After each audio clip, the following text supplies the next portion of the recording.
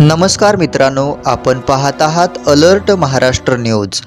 यूपीच्या गोरखपूर येथून एक धक्कादायक घटना समोर आली आहे। अनैतिक संबंधाच्या संशयातून 18 वर्षीय तरुणाची हत्या झाल्याची माहिती पोलिसांनी दिली।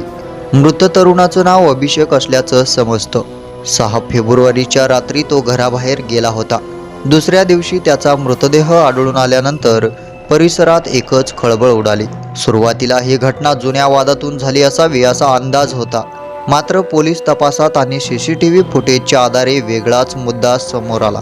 मुख्य आरोपीला अभिषेकचे आपल्या पत्नीसोबत संबंध असल्याचा संशय होता। या संशयातूनच हा कट रचण्यात आल्याची माहिती आली आहे। घटनेच्या रात्री त्याला पार्टीच्या बहाण्यानं गावाबाहेर नेण्यात आलं। त्यानंतर त्याच्यावर धारदार शस्त्रानं हल्ला करण्यात आल्याचं पोस्टमॉर्टम अहवालात नमूद आहे। शरीरावर अनेक जखमा आढळल्याचं सांगितलं जातं।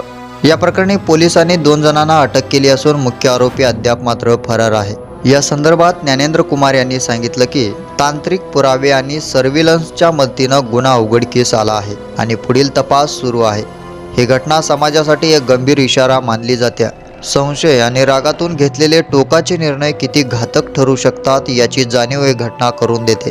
अशाच महत्त्वाच्या आणि विश्वासार्ह अपडेटसाठी आमच्या अलर्ट महाराष्ट्र न्यूजला जरूर सबस्क्राईब करा।